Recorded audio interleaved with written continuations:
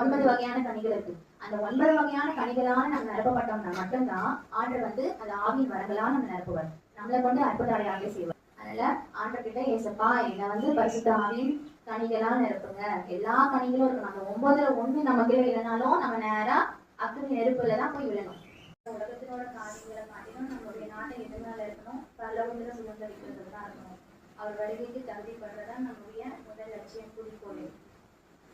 அவருடைய அடையாளங்கள் எல்லாம் தவறாமல் நடக்கின்றது. அவர் வரும் வேளையில் எவருமே அறியார், ஆண்டவரே அறிவார்.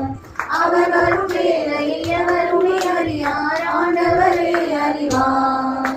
மேகமீதில் இயேசு ராஜன் வேகம் வாராரே.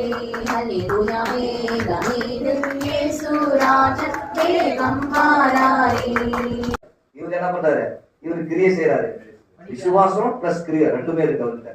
இந்த விசுவாசம் இருக்குது, அதுக்காக கிரியையும் செய்யறாரு. படிக்கிறாரு, இரவு பகலும் படிக்கிறாரு. உலகம் போட்டு ஜெபம் பண்ணு, உலகம் கூட கிரியை செய்யும். நீ இல்ல, நீ விசுவாசத்துல மட்டும்தான் உனக்கு கிரியே இல்ல. ஜெபம் பண்ணு, கட்ட முடியாது. சொல்லு சொல்லுப்பா. நான் கிரியை செய்யறான், கிரியை செய்து ஜெபம் பண்ணிட்டான்.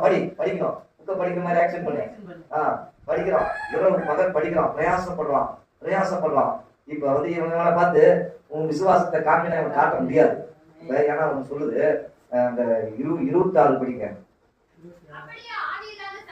அப்படியே ஆவி இல்லாத சரீரம் செத்ததா இருக்கிறது போல கிரியைகள் இல்லாத விசுவாசமும் செத்ததா இருக்கிறது.